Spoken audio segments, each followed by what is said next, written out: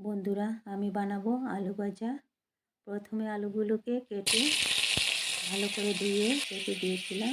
দিয়ে দিলাম আলু, তারপর দিয়ে দিলাম নুন, হলুদ, লঙ্কার গুঁড়ো, চিনি। লঙ্কার গুঁড়ো চিনি দিলে পরে একটু মিষ্টি ডাল লাগে, সুন্দর হয় খেতে। একটু ভালো করে নেড়ে চেড়ে দিয়ে দেবো জল। জলটা দিলে মশলাটা ভালো করে আলুর ভিতরে মিশে যায়। পুজো বাড়িতে দেখবেন আলু ভাজা দিলে পরে ভীষণ ভালো লাগে খেতে। ঘরে এইভাবে বানালে এই পুজো বাড়ির আলু ভাজার মতনই মনে হয় খেতে, ভীষণ সুন্দর হয়।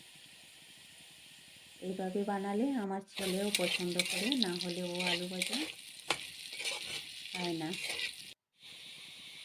ভালো করে নেড়ে চেড়ে লাল করে ভেজে নেব। হয়ে গেছে আমার আলু ভাজা। কেমন হয়েছে বন্ধুরা জানাবেন।